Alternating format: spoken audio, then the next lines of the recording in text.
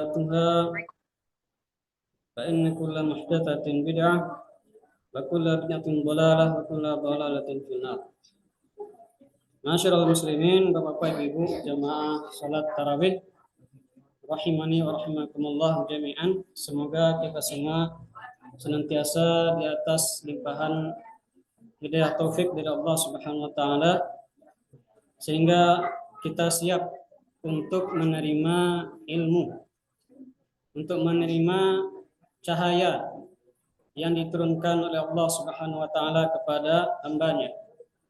Tanpa cahaya ini manusia akan hidup dalam keadaan kegelapan, terombang-ambing, tidak tahu arahnya, tidak tahu hilir mudiknya.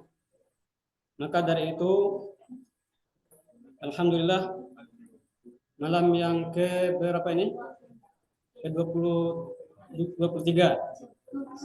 Bertepatan dengan malam 10 hari terakhir ini merupakan momentum yang sangat besar, ya, sangat agung.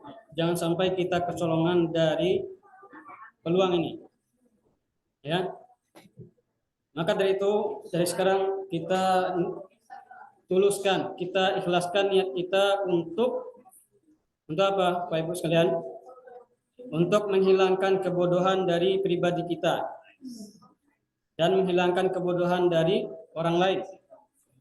Ibu boleh dibuka apa-apa, dibuka aja tabir, Pak. Biar jalan. Biar konsentrasi mendangan ilmu, ya. Nah, Bapak Ibu sekalian, adik-adik rahiman rahimakumullah, tentunya kita tidak mau, ya, amalan kita itu hilang begitu saja, ya kan? Selama ini kita hidup semenjak kita remaja mungkin, ya, sampai sekarang sudah berapa lama kita hidup? Sudah berapa lama amalan soleh yang kita lakukan? Apakah kita tahu amalan tersebut diterima? Kan nggak tahu, ya. Bisa jadi di tengah perjalanan dari hidup kita ada yang terhapus amalan tersebut. Kenapa? Mungkin karena kesyirikan, mungkin karena riya, mungkin macam-macam, kan gitu, ya. Nah, maka dari itu perlu kita ketahui bahwasanya kita hidup di dunia ini banyak tantangan, ya kan? Banyak tantangan, sehingga kita menuju jalan kebenaran itu terhalang-halang olehnya, gitu, ya.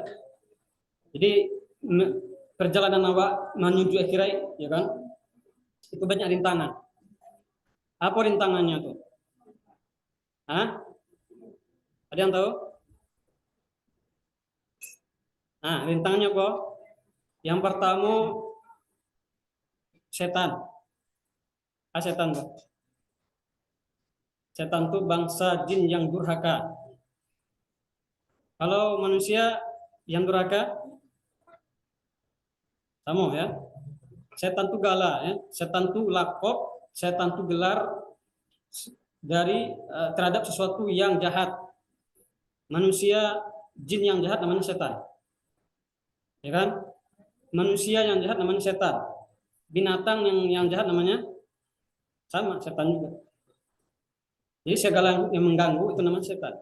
Bisa jadi dari kalangan jin, bisa jadi dari kalangan manusia, bisa jadi dari kalangan hewan, binatang, gitu, ya. Nah, oleh karena itu, jauh-jauh hari Allah sudah menggambarkan begitu dahsyatnya permusuhan antara manusia dengan setan, dengan iblis. Moyangnya setan. Itu yang pertama, ya. Musuh bebuyutan manusia itu setan. Pertama setan berbulu halus, Setan bertubuh halus dan setan bertubuh kasar. Nah, gitu, ya. Kalau setan bertubuh halus bisa diusir dengan ruqyah. Kalau setan bertubuh kasar, nggak bisa, gitu, ya. Kalau jin, setan, ya, setan dari kalangan jin masuk ke dalam tubuh manusia, akhirnya kerasukan ini, kan, bisa diruqyah, kurangkan sihir, orang kane gunung-gunung, orang kane pelet. Nah gitu kan, hati-hati kok. Yang suka bergaya-gaya selfie-selfian, itu nampak di medsos kan. Nah, orang ndak senang atau orang yang memanfaatkan apa namanya media-media bisa kena itu, ya kan, hati-hati. Apalagi nan gadih-gadih kan, nan mati kerancaan, ya kan, nan mati kecentilan, ya kan, main tiktokan. Nah, itu bisa jadi media orang masuk sihir situ, banyak kayak gitu.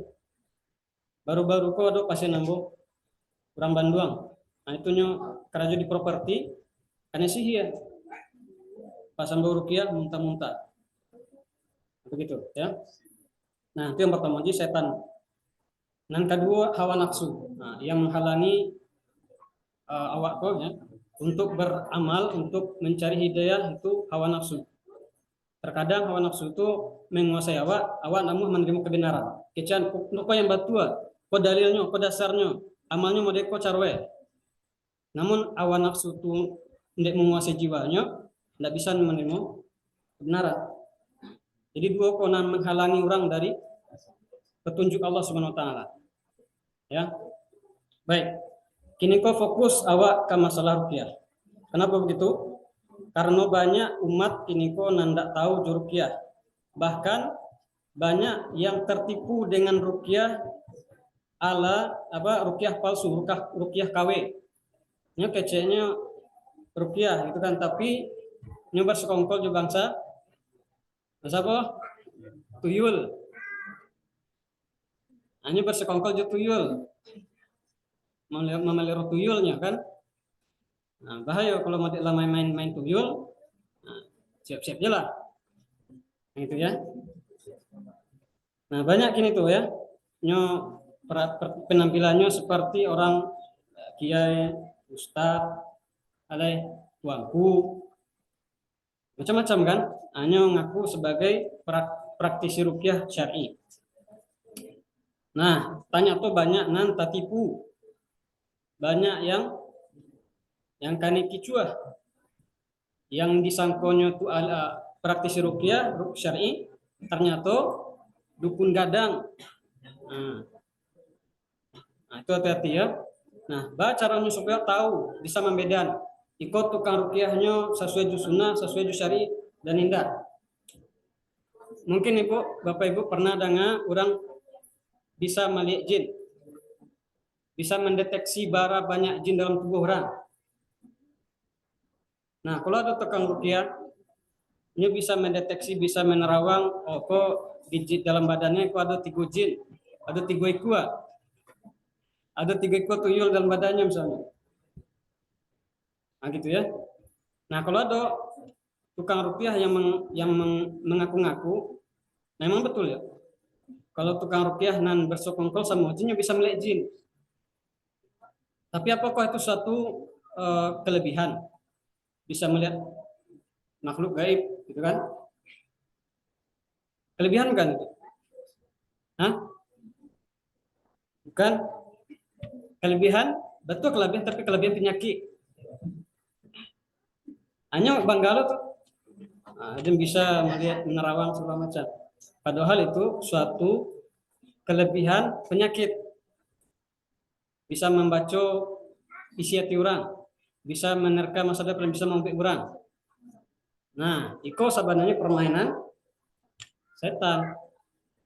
Nah, jangan kecuah mode itu.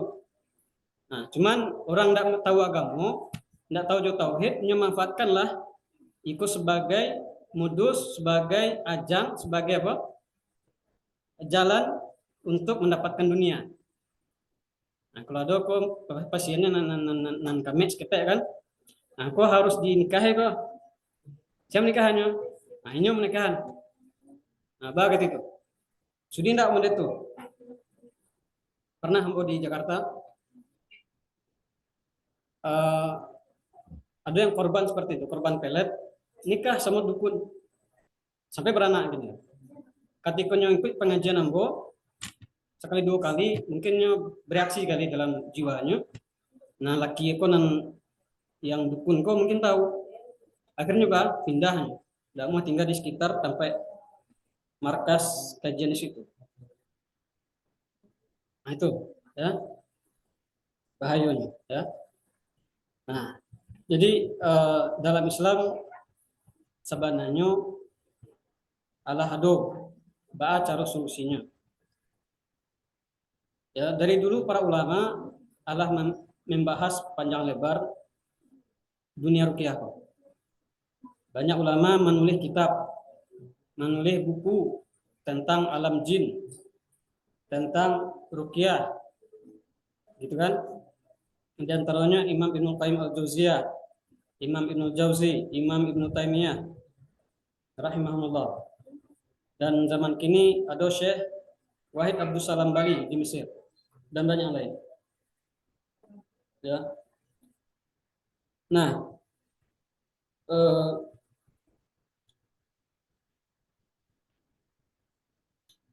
ada beberapa sahabat ya, jemaah sekalian, rahimahullah.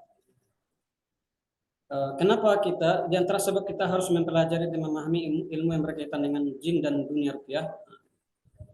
Yang pertama, serangan iblis dari segala penjuru terhadap memperdaya manusia.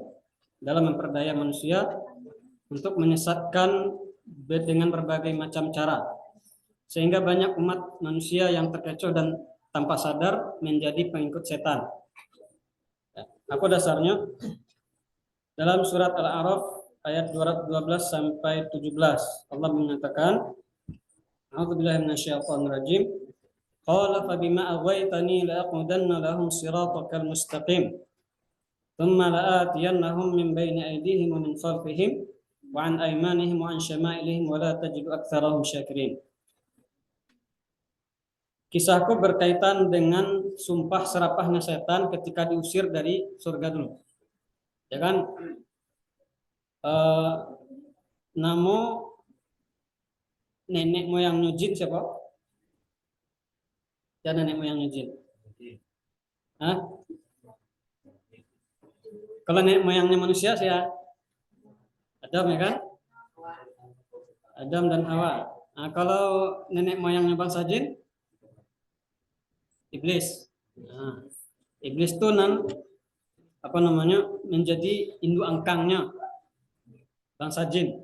Nah, cuman keturunannya kok ada yang beriman, ada yang kafir, sama aja manusia. Wa ma khalaqtul jinna wal insa illa liya'budun. Dan tidaklah diciptakan jin dan manusia kecuali hanya untuk beribadah kepada Aku, kata Allah. Berarti sama. Manusia jin itu sama tugasnya. Diciptakan untuk bukan untuk apa-apa, tapi untuk beribadah kepada Allah. Untuk mentauhidkan Allah. Ya kan? Nah, namun iblis dari kalangan jin, ya kan? Itu sudah ditakdirkan makhluk yang durhaka dan dilaknat oleh Allah SWT sampai kedurhakaannya itu menyebabkan dia keluar dari surga. Nah, kata iblis, qala fa bima aghwaytani. Wahai Allah, karena Engkau sudah memvonis saya sebagai orang yang tersesat, maka saya benar-benar bersumpah serapah untuk menduduki jalan mereka yang lurus. Ya. Bismillah.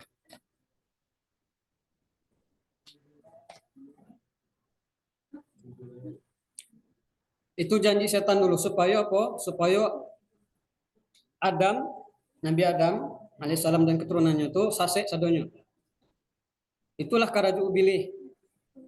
Nyo lah berjanji dari awal supaya orang sasek dari jalan yang lurus. Summa la'atiyannahum min baini aydihim. Kemudian aku akan mendatangi mereka dari arah depan. Wa min khalfihim dari arah belakang. Wa an aymanihim dari arah kanan. Wa an syama'ilihim dari arah kiri. Jadilah di linteh wa sadwa. Apa? Setiap manusia itulah dihalang sadwa jalan untuk menghalangi manusia dari jalan petunjuk. Ya, adik-adik kalau mau membuat judul mungkin ruqyah atau 4 penjuru setan bisa. Terserah. Ruqyah atau 4 kalau tak tulis ruqyah apa? Nah. Nah, ayatku kan menjelaskan tentang ampe penjuru setan, ya kan? Apa ampe penjuru setan itu? Ampe penjuru setan itu menghalangi manusia supaya tidak menelusuri, supaya tidak berjalan di atas kebenaran. Nah, apa maksudnya itu? Apa maksudnya setan datang dari arah kanan? Ada yang tahu? Nah, pondok pesantren. Nah, saya pondok pesantren juga. Hah? Ambo kadarullah ya, pecerita sekete ya. Jadi si ada anaknya nanti di pondok pesantren. Saya pondok pesantren juga. Saya nama dia Fikar. Saya patah sekarang saya yang malam tadi jadi udah tiba dah. Ada yang lain yang pondok pesantren. Abdonya. Nah. Ambo punya ponakan mondok pesantren di Banjarmasin. Ya.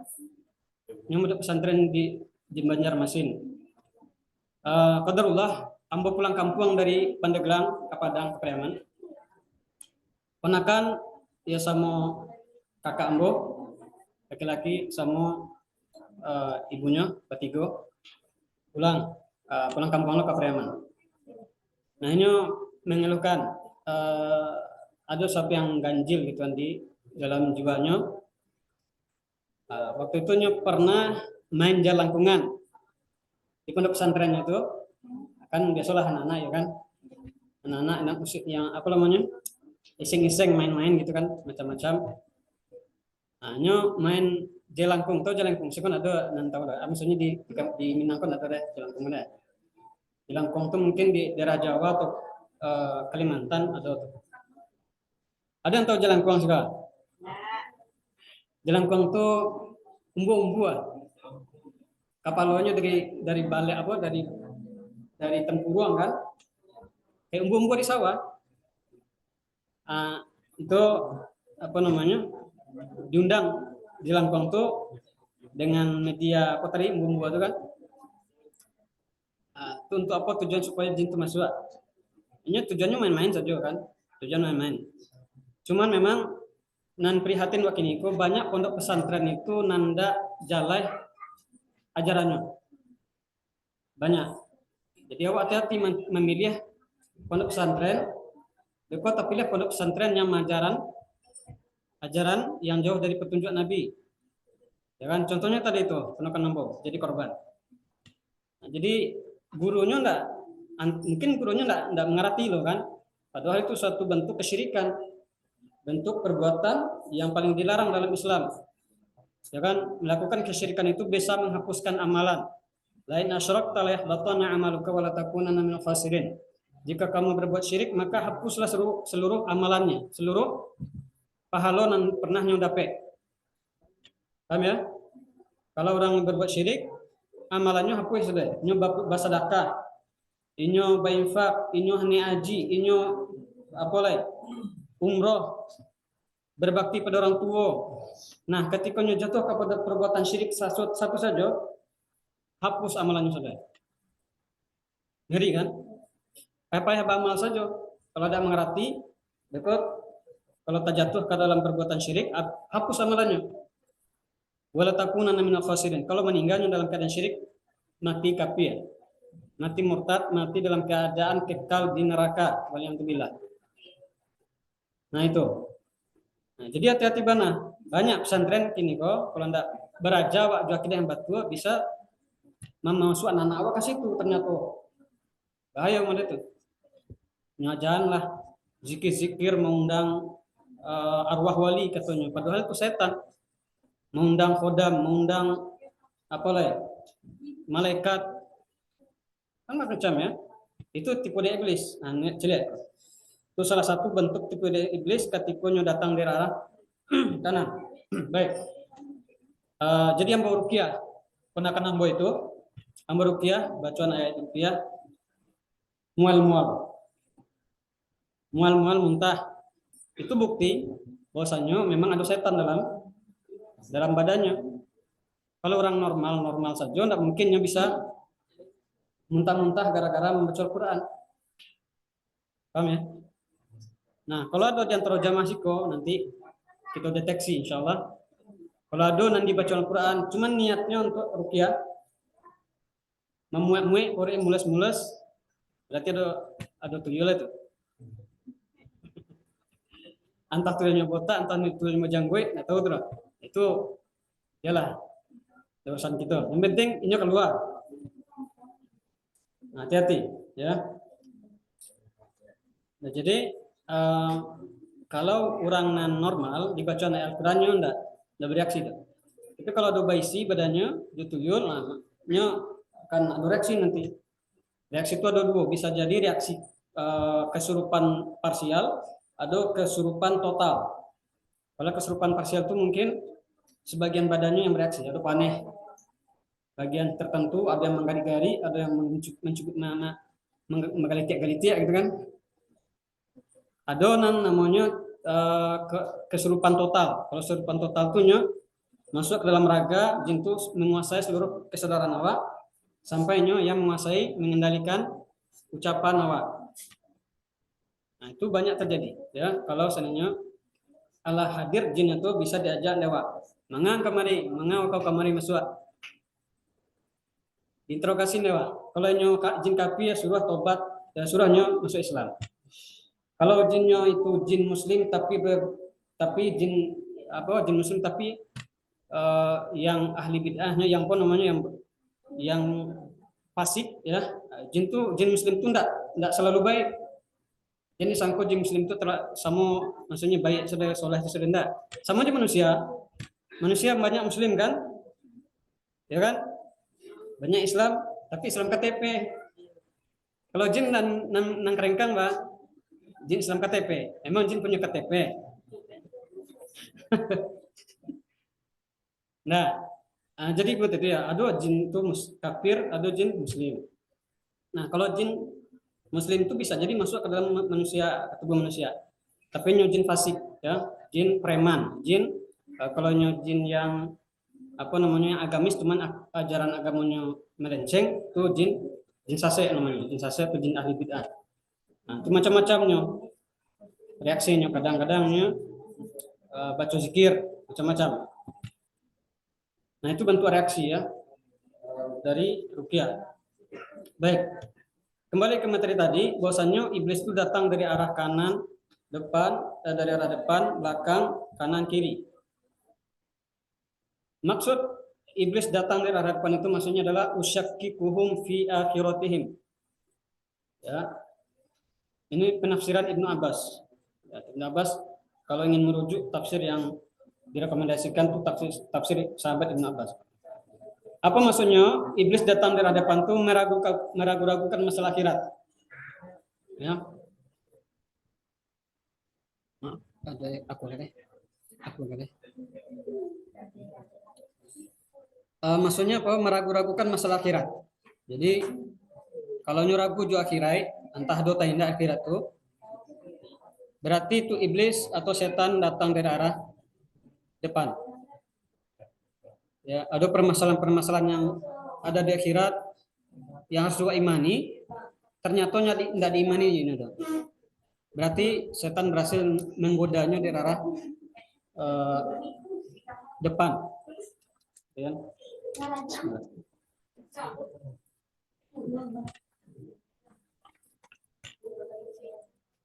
Kan banyak yang masalah akhirat dalam hadis Nabi, ya kan, suatu saat kelak di akhirat itu kita akan melihat Allah Subhanahu wa taala.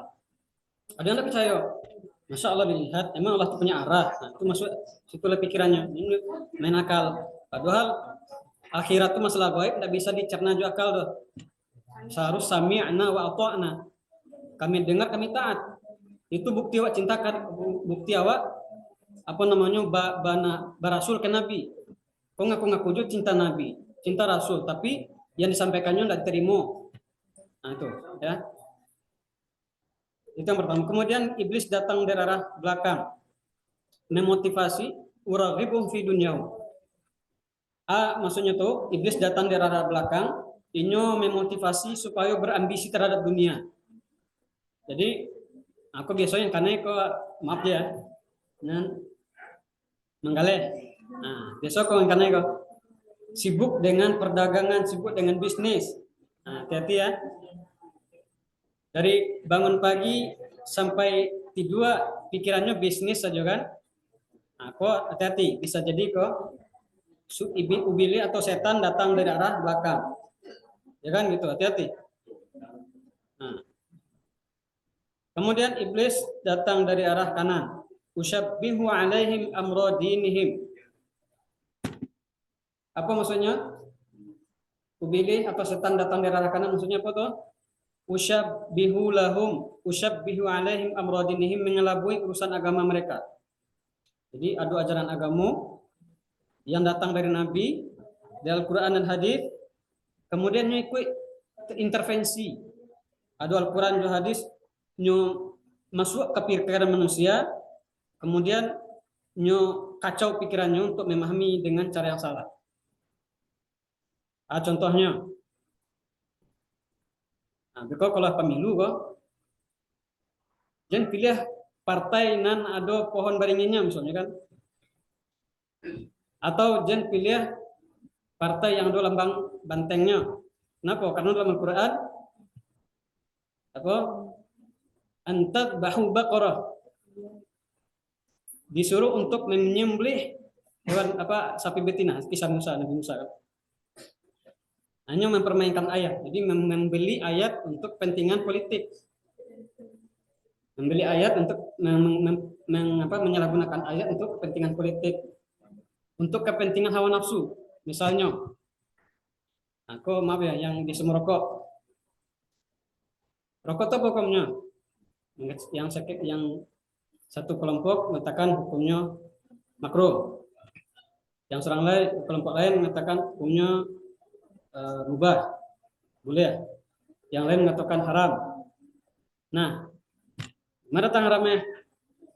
Padahal dalam Al-Quran ada dalil, warka'u ma'ar raki'in, merokoklah kamu bersama orang-orang yang rokok. Padahal itu kan rukuk kan, andirnya latihan kerokok.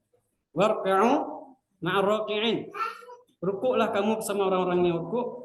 Artinya bahwa sholat berjamaah di masjid dengan orang yang rukuk. Hanya alihkan maknanya, permainkan. Warka'u ma'ar raki'in, merokoklah kamu bersama orang-orang yang merokok. Santiang kan? Pandailah ya. Baik dalil kan? Nah, itu berarti iblis adalah mengelabui urusan agamanya. Nah, banyak lain. Kalau ingin mendapatkan si pulana, bacoy ko 10 kali atau 100 kali. Ambuhan, puah. Bisa kita gilo-gilo tuh. Udah ada itu. Semacam ya, menyalahgunakan ayat untuk kepentingan hawa nafsu, kepentingan setan. Baik, kemudian ada namanya iblis datang dari arah kiri, usyahilahum al-ma'asi, menghiasi kemaksiatan. Ya, iblis datang dari arah kiri maksudnya merasakan begitu nikmatnya perbuatan maksiat. Nah, suku bahampok kerajaan tong bampok. Jadi ya, diampok-ampokannya kan karpremi itu kan. Sampai itulah. Mencandu. Alay. Nan di dunia bisnis ya, mencandu main judi online. Nah, gitu kan? Chip. Chip itu judi online. Nah, itu mencandu tuh.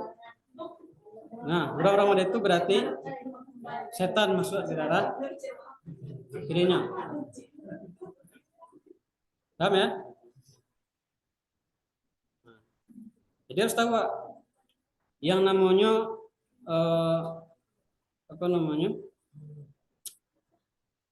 perbuatan yang bertentangan dengan agama itu bukanlah sekedar ini berjudi, memang itu dosa besar kan? Ya, dosa besar, judi, merampok, mencuri, menggibah, macam-macam ya.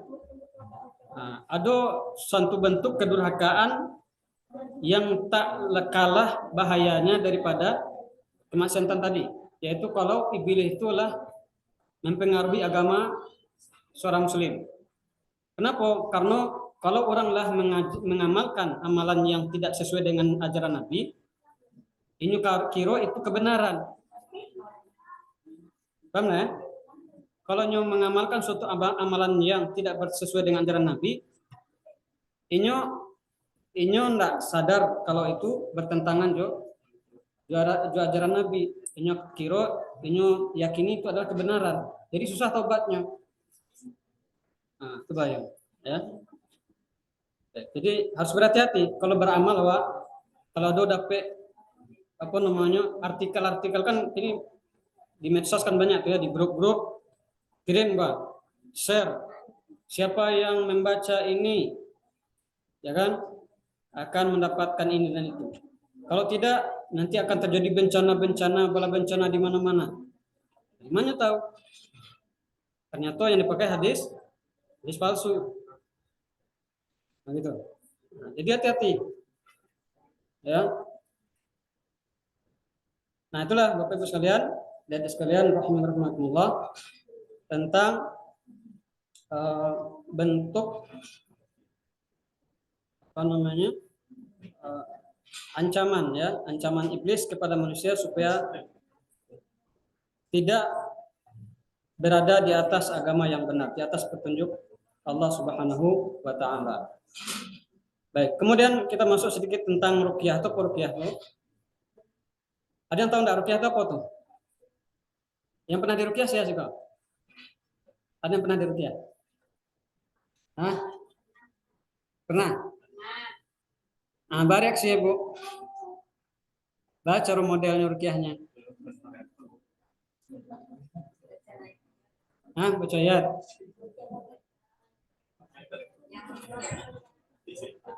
Nah, ruqyah kok kan kalau ruqyah itu berasal dari bahasa Arab. Dari bahasa Arab yaitu ar-ruqyah, maknanya apa? Terangkat. Yang pertama maknanya terangkat. Yang kedua maknanya jampi-jampi. Itu jampi, mantra. Yang ketiga maknanya perlindungan.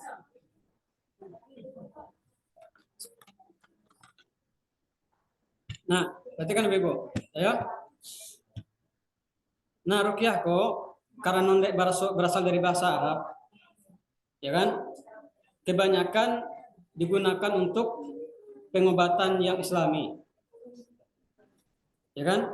Kalau bobe awak kan, misalnya adonan kerasukan, adonan nan galau, dan galau ya, entah dia galau ya, entah nah, macam-macam.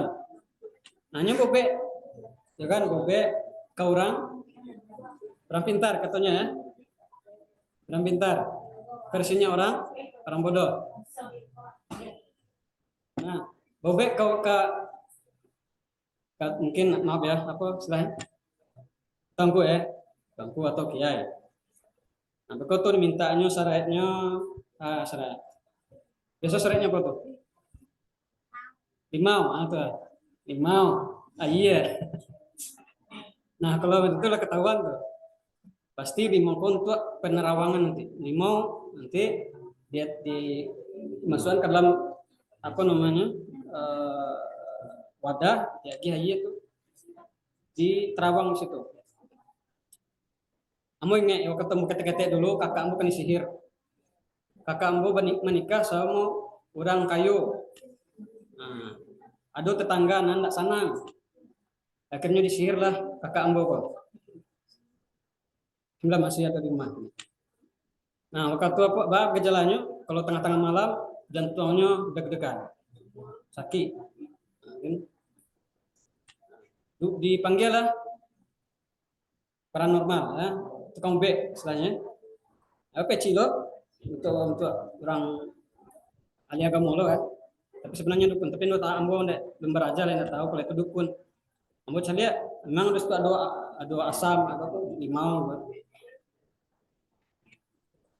Tuh, di situ sihirnya ventilasi. Nah, dalamnya ada botol, dalam botol itu ada nanah, ada darah, baik, ada jarum, baik ke. Ya. Nah, sebenarnya iko praktek-praktek kesyirikan sama sebenarnya. Ya. Jadi yang kena sihir diobati dengan sihir. Paham ya? Jadi sihir diobati dengan sihir. Tuyul yang ketek diparangin dari tuyul yang gadang, yang kunci misalnya yang ganduit. Nah, seralah apa namanya. Intinya kalau masih bermain dukun, permainnya itu. Ya. Kalau enggak taloknya menolak. Misalnya diminta minta bubek kau sama dukun kau. Bicanya mau enggak talok lah. Tuh talok gadang sihirnya talok kue misalnya. Baru tadi nelpon sama pasien Ambo yang dari Bandung, dari Jawa Barat. Katanya waktu itu perusahaannya kan bermasalah. Nyumpang dia paranormal, katanya banyak jinnya di lokasi itu, lokasi propertinya tuh. Nah, hanya minta ke orang lain, ke tukang bebek lain, keceknya enggak tahu dia udah nyerah, enggak bisa. Nah, berarti menunjukkan tukang bebek yang kedua konya punya jin yang lebih jinnya kita tidak bisa melawan dan menggadang di lokasi. Nah, seperti itu. Jadi permainan perdukunan seperti itu. Kalau tidak tahu atau mungkinnya bisa mengalahkan, berarti jin yang kedua itu lebih besar, lebih kuat daripada yang pertama. Nah, kalau peruqyah syar'i yang betul-betul sesuai dengan syariat, tidak ada mereka. Tidak ada yang tetap lawan. Ya, karena orang yang meruqyah dengan syariat itu dengan Allah SWT. Kalau dukun ini sama setan. Makanya yang berani kalau seandainya lawannya kadang. Baik. Jadi apa tuh ruqyah itu kalau bahasa kitonya jampi-jampi. Cuman jampi-jampinya mantranya itu dari Al-Qur'an dan hadis Nabi atau doa-doa. Nah, jadi kalau ruqyah itu kan bahasanya Islami kan. Nah, kalau mantra itu konotasinya negatif, biasanya paling ke dukun, ke paranormal dan macam-macam seperti itu. Namun sayangnya kini kok dicatut nama ruqyah kok pada dukun. Hanyalah mengambil alih nama Allah. Yang ngaku lo ruqyah syar'i, padahalnya dukun. Ada yang seperti itu. Ya kan? Nah, ketika cara membedakannya kalau ada tukang ruqyahnya komat kamit. Ya, misalnya pertamanya baca bismillah kok. Bismillahirrahmanirrahim. Habis itu bisa-bisa seorang. Terus ditutup dengan kalimat la ilaha illallah. Itu untuk apa gunanya? Apa tujuannya? Untuk mengelabui pasien. Supaya pasien konya yakin bahwasanya tukang bebek tadi sesuai syariat pengobatannya. Padahal di balik itu nyusukan. Nah, pernah ada bocoran. Ada Ustaz Zulkifli Zakaria namanya, mungkin ada yang tahu kalau pakar ruqyah di Pariaman, melakukan penelitian bedah ayam. Datangi tuangku nam biasa bedah ayam. Cukup banyak enggak? Banyak ya? Hati-hati tuh. Nah, hati-hati. Jadi pengobatan transfer penyakit ke ayam. Gimana cara seperti itu? Hah? Nah itu, kok bisa memindah penyakit, nah, gitu kan? Apa Nabi pernah mengajar seperti itu? Nah, ternyata setelah diteliti ada mantranya. Mantranya? Apa mantranya? Apa mantranya? Dangai lelo. Ya. Dangai lelo. Apa isi mantranya? Kuraya Samikaya. Apa enggak? Bukan untuk diikuti ya. Bukan untuk diikuti ya. Cuma untuk menjadi pelajaran. Kalau ada nama dangaiko berarti itu adalah praktek ruqyah atau praktek pengobatan yang menyimpang dari agama. Dengar baik-baik ya. Contoh deteksi penyakit dengan media bedah ayam berdasarkan pengakuan salah seorang kiai, Tuanku HM di Kota Pariaman. Pengakuan seorang kiai, Tuanku HM, inisial HM di Kota Pariaman, bahwa di antara mantra yang dibaca untuk mentransfer penyakit pasien kepada ayam adalah Uraya, Samitaya, Samakan. Samakan artinya pindahkan menurut laporan Tuanku HM. Kemudian penyakit si anu kepada ayam, berakat kalimat la ilaha illallah. Bismillahirrahmanirrahim. Sumber makalah yang disampaikan Ustaz Zulkifli Zakaria, anggota MUI dalam bab muzakarah diskusi ilmiah para ustadz dan tokoh agama Islam pada bulan Ramadan 1424 Hijriah November 2004 di Masjid Sejarah Muhammadiyah Kuretaji, Kota Pariaman, Sumatera Barat. Tuh. Ya, jadi wak bongkar. Jangan kamu ditipu oleh ibu. Ya kan? Jadi, itu bahayanya kalau awak ko minim juga agama dicucuk dong wak pun orang tidak mengerti juga kamu. Mau mereka? Nah, ini kok alhamdulillah ya. Udah boni beliau masya Allah ya rela berkhidmat untuk musala wak untuk mendidik menyelamatkan warga Siko supaya mengerti juga agama nambah tua lah. Ya mudah-mudahan bisa berlanjut ya kajian go beraja Wak, hijrah Wak. Kan banyak ini kan artis hijrah, mantan band hijrah, sianu hijrah. Hah? Kampung apa namanya sekarang? Kampung Dindalang. Kampung Hilalang Kapalah Hilalang hijrah. Mantap. Setuju enggak tuh? Ya, Kampung Hilalang hijrah, Masya Allah. Jangan mau ditipu lah. Ya kan? Sayang-sayang awak anak-anak awak kami kedembek dukun. Cucu-cucu awak kami dembek dukun mereka. Begitu. Nah, oke. Kita seperti itu ya. Jadi mudah-mudahan apa namanya bisa istiqomah ya. Betul-betul hijrah yang ikhlas karena Allah. Karena banyak hijrah kok. Hijrah ada pepatah ya kan. Keluar dari terkaman harimau masuk kalau ke lubang mulut buaya. Ini sangkonya lah hijrah loh. Jadi hijrah yakhrujuna minadh-dhulumati ila dhulumatin ukhra. Ini keluar dari kegelapan menuju kegelapan berikutnya. Ini kecilnya lah pindah lah tobaiknya kajarnya batu keteknya kan. Ternyata nya masuk pemahaman yang salah loh. Nah, jangan sampai model itu. Kan banyak tuh ya, hijrah tapi hijrahnya ke tempat kelompok yang menyimpang. Karena seperti itu banyak organisasi macam. Nah, semoga Wak terlindung dari seperti itu. Baik, kini kau buka tanya jawab. Silakan Ibu-ibu, Bapak. Jadi yang nambah tanya masalah alam jin, masalah rupiah, masalah apalah, masalah jodoh, masalah kamu menantu, ha? Hati-hati. Kau dapat menantu dukun. Bismillah. Terima kasih atas waktunya Ustaz. Saya bertanya tentang setan yang datang dari kanan tadi. Yang datang dari kanan tadi itu kan mengelabui masalah agama. Ini kalau dikelabui masalah agama itu kan banyak sekarang. Menurut pemahaman saya kan bid'ah itu. Sebenarnya agama dicampur baurkan dengan nafsunya dia. Contohnya seperti rokok contohkan tadi kan. Bagi yang merokok dia bilang rokok itu makruh atau mubah boleh. Bagi yang tidak merokok mengatakan rokok itu haram kan. Sama juga dengan ini satu lagi Ustaz.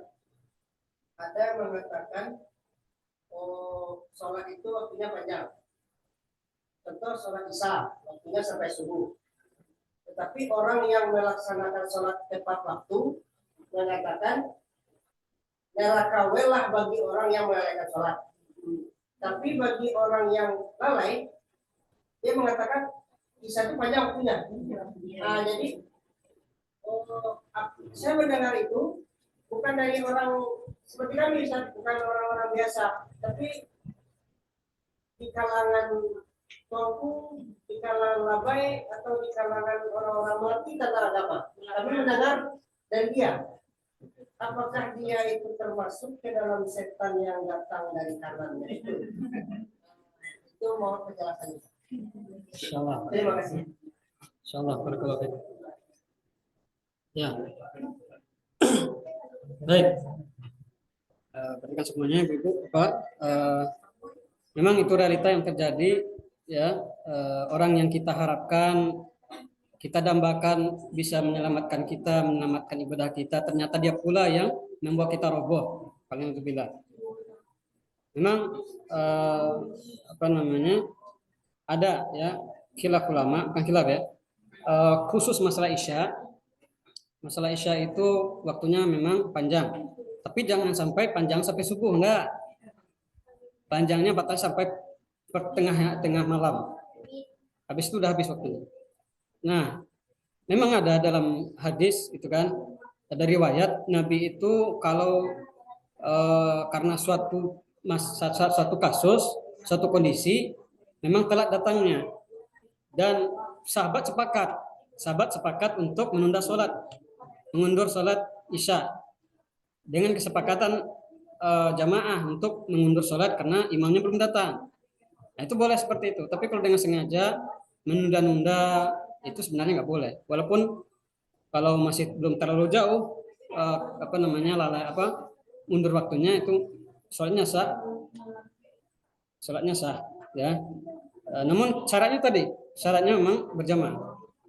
Jadi boleh kalau memang kesepakatan jamaah itu, misalnya sebagian tempat sholat isyanya kalau bulan Ramadan jam 10 ya.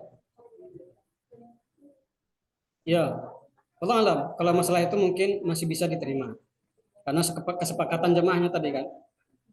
Itu khusus sholat isya memang boleh ya. Tapi kalau sholat yang lain nggak boleh. Ya. Jadi sikap kita dalam hal ini toleransi, nggak masalah. Ya. Intinya ada kesepakatan.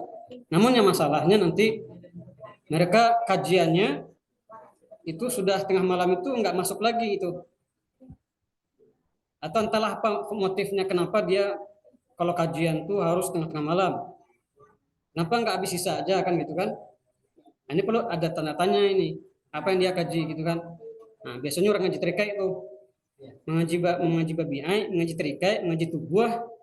Nah, ngaji tubuh kan enggak? Tubuh kan kajian Al-Quran. Nah, dengar ya, Bu? Ngaji tubuh. Hah? Belajar biologi. Mengajar biologinya kan? Nah, itu kacau ajaran kayak gitu. Ya kan? Makanya ada nandalang kayak itu. Ya kan? Nah, cuman yang bela pemahaman Komodeko. Kalau nan dalang tuh itu wali. Terus tinggi makamnya tuh. Dapat telanjang kayak gitu itu wali. Ada seperti itu pemahaman kan? Hati-hati model itu ajarannya. Nah, tuh iblis datang dari arah kanan. Nyusak agama. Ya kan?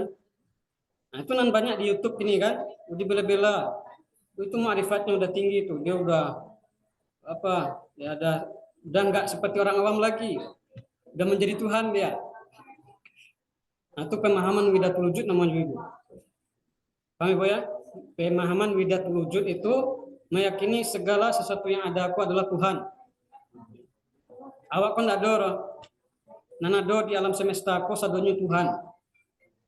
Barakas jauh penyimpangan itu. Makanya bela-bela Fir'aun. Orang yang paling tinggi tauhidnya adalah Fir'aun. Kenapa? Karena Fir'aun mengaku sebagai Tuhan. Ana rabbakumul a'la. Aku adalah Tuhanmu yang paling tinggi.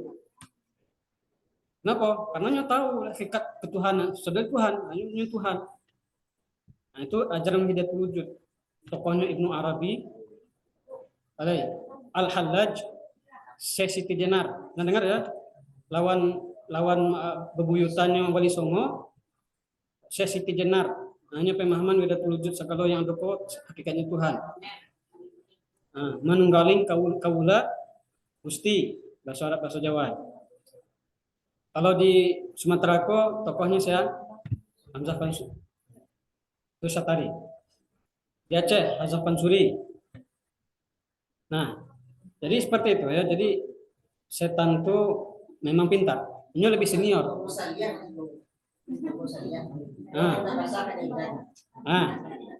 Buku Saliyah itu mintuo dan ambo pernah belajar, ambo pernah ke Kakubang Buku Saliyah dulu.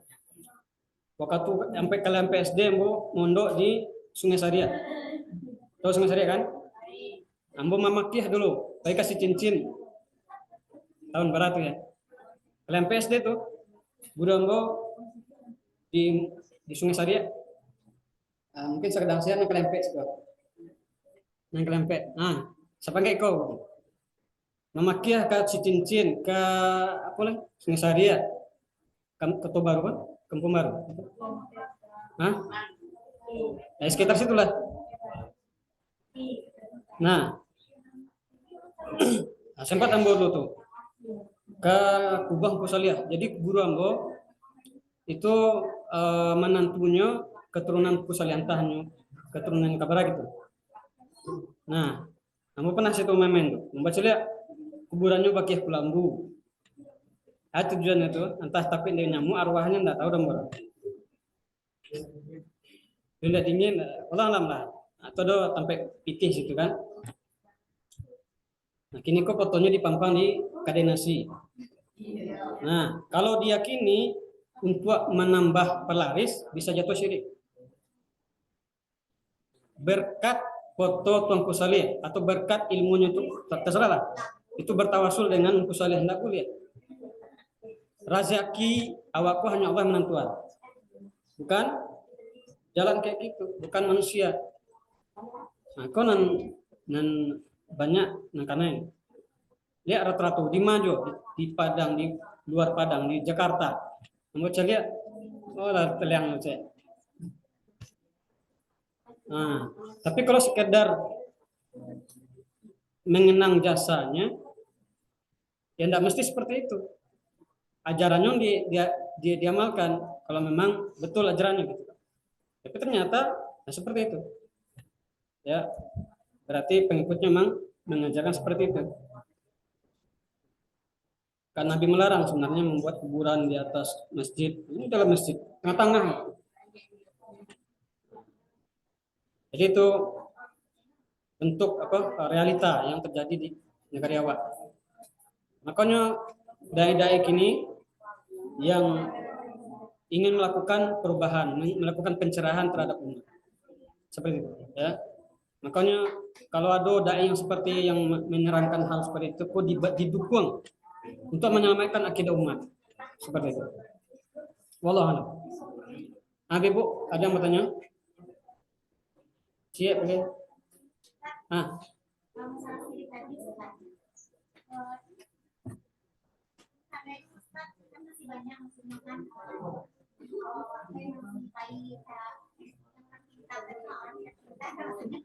Jadi karena aku itu sampai melakukan orang tidak pintar tuh aku udah masuk sering atau nyata kayak tadi daya atau aku masuk ke dalam musyikan dan tiba-tiba saya mati yang karena ayo kita kepada yang itu atau apapun sholatnya sana tiba-tiba harus tobat terus pasti belum mau orang meninggal kan apakah awak tuh maksudnya termasuk mati dalam keadaan sini karena yang punya Insyaallah barakallahu. Ya, itu sangat berbahaya. Ya. Dalam hadis orang yang mendatangi dukun, peramal, tukang tenung, maka sholatnya tidak diterima selama 40 hari. Ya enggak? Ya. Man ata'arrafan aw kahinan la tuqbal sholatuhu 40 yaum. Atau kama qala Rasulullah SAW. Orang yang mendatangi dukun, tukang tenung, orang pintar, paranormal, ya kan, maka tidak diterima sholatnya selama 40 hari. Itu kalau mendatangi aja. Kalau bagaimana kalau dia membenarkan, bertanya kemudian membenarkan, maka dia telah kufur terhadap ajaran Nabi Muhammad SAW. Maka hati-hati. Jadi mendatangi sajalah besar dosanya, ya kan? Apalagi membenarkan. Nah, bagaimana dengan orang yang nggak tahu, ternyata dia kira itu orang yang benar, orang yang pintar. Nah, ketika dia udah balik, ternyata dia meninggal. Wallahu ta'ala alam. Kalau memang dia memang tidak tahu sama sekali, mudah-mudahan Allah masih memberikan toleransi karena dia nggak tahu, ya kan? Karena kadang menjelaskan, mungkin bisa karena dia bisa dapat dosa karena nggak belajar. Misalnya sudah ada kajian di Kapalo Hilalang, udah tahu dia nih ada kajian yang benar, kajian sesuai dengan sunnah, tapi dia nggak mengaji, akhirnya dia ikut-ikut lagi dengan dukun-dukun itu, maka dia bisa jadi meninggal dalam keadaan syirik, waliyadzubillah. Nah, seperti itu. Wallahu a'lam.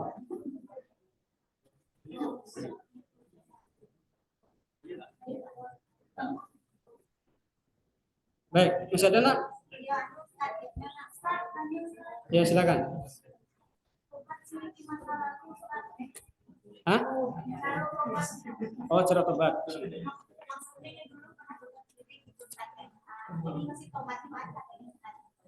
Baik. Ya, karena hukum asalnya adalah orang muslim, ya kan? Kemudian jatuh kepada kekufuran, kesyirikan, dia bertaubat dengan mengikrarkan kepada Allah bahwasanya dia sudah berlepas diri dari keyakinan seperti itu. Tidak perlu dia bersyahadat lagi, karena dia tidak kafir dalam artian pindah ke agama lain, tidak. Jadi cukup baginya itu ya mengikrarkan dalam jiwanya kepada Allah, mohon ya Allah ampunilah hamba karena hamba telah khilaf, nggak mengerti. Kalau ini adalah kesyirikan, mohon diterima taubat saya, taubat hamba. Kemudian setelah itu dia perbaiki agamanya, belajar dengan agama yang baik, hadir pengajian, hindari dan tinggalkan orang-orang yang suka kedukun, jangan ikutan lagi. Kalau bisa dia kasih pencerahan kepada orang yang pergi ke dukun itu, kasih artikel, ya ada PDF. Insya Allah nanti kalau ada ibu-ibu, ambo bagian ya, ambo menulis panduan rupiah, ya kan, atau zikir-zikir itu bisa ibu minta tolong dari udah Boni lah kirim, ambo kirim ya, panduan-panduan rupiah. Kalau bisa di print, dibaca, dipelajari. Nah, insya Allah itu ya sebagai jalan bagi kita untuk hijrah ya kepada Islam yang lurus seperti itu. Jadi cukup ya pengakuan awak tidak meyakini itu lagi, nah, gitu ya. Istighfar, banyak istighfar, memperbanyak amal soleh seperti itu. Banyak bersedekah seperti itu. Ya, wallahu a'lam. Baik, ini kok praktek rupiah, Pak. Dideteksi siapa yang itu ya. Siap?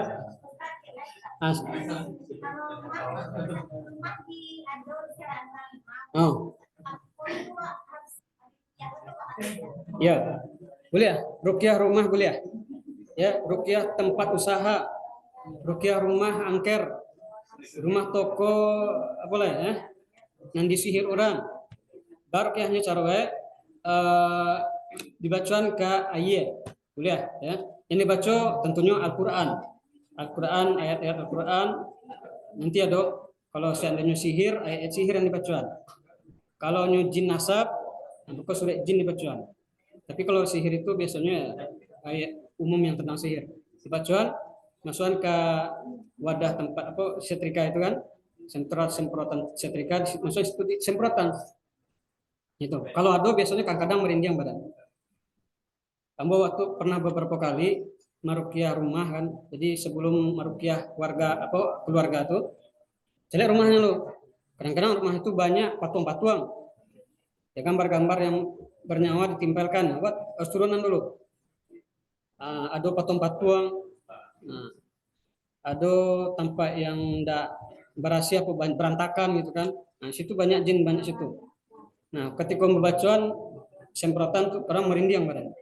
itu menunjukkan ada jin. Jadi awak-awak biasa kok bisa merasakan, cuma nggak bisa menceliak, tidak bisa menceliak jin loh, kecuali kalau memang orang itu ada gangguan jin. Nah kalau ada gangguan jin ya bisa melihat, tapi kalau enggak cuman bisa merasakan efek. Misalnya dalam marukyah pun kadang-kadang ada aura. Kalau orang sedang jinnya naik kan, itu marukyah tuh terasa kadang-kadang merinding. Auranya terasa, itu salah satu efek yang memang ada dalam dunia rukyah. Jadi boleh marukyah rumah seperti itu. Tapi jangan balik mau limau. Nah, kalau balik mau limau lo pokok mak tujuh lo batuk masuk lihat, jin lo bertambah lihat situ. Ya, paham ya? Nah, siap. Dideteksi saya hah?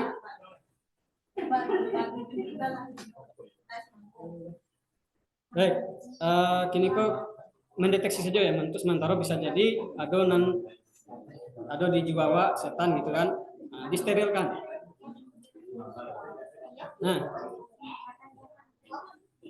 Nah, caranya tadi kan.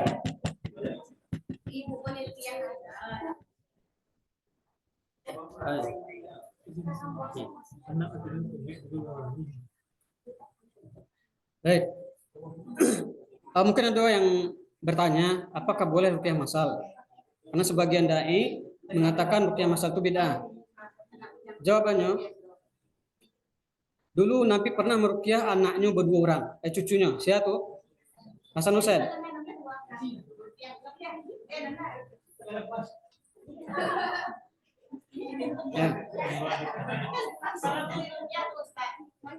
Ya, jadi yang mau jalan cara ya. Yang pertama masalah hukumnya dulu. Ya, dia yang dulu.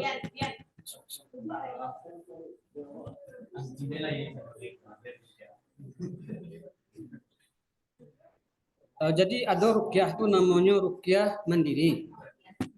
Ya, Pak? Ada namanya rukyah mandiri.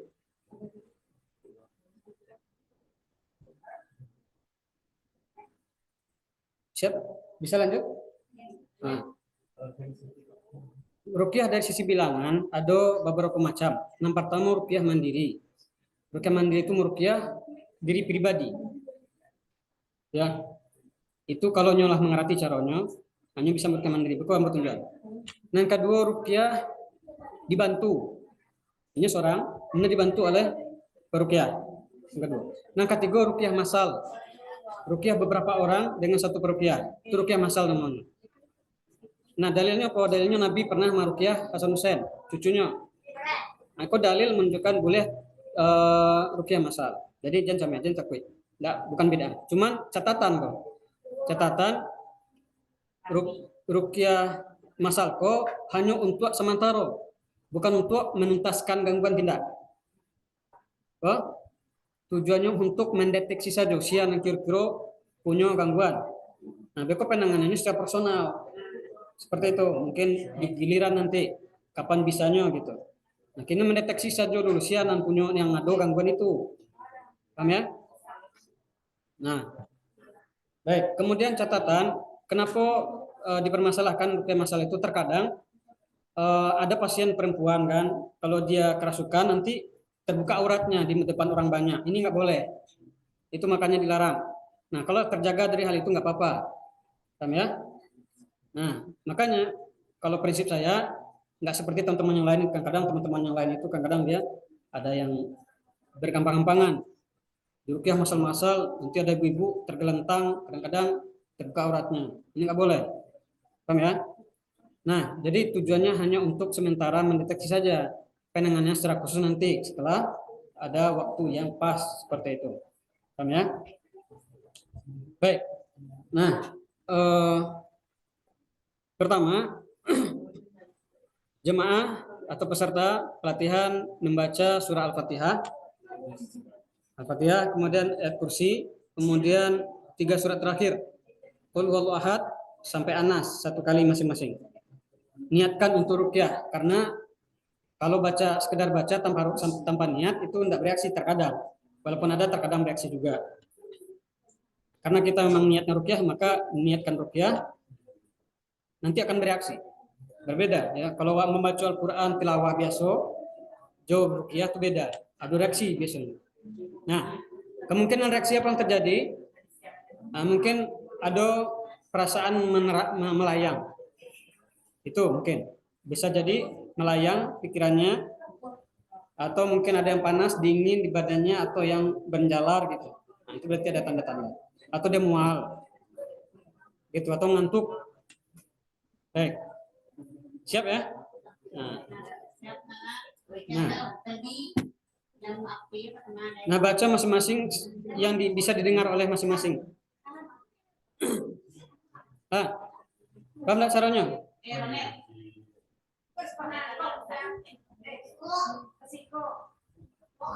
Nah,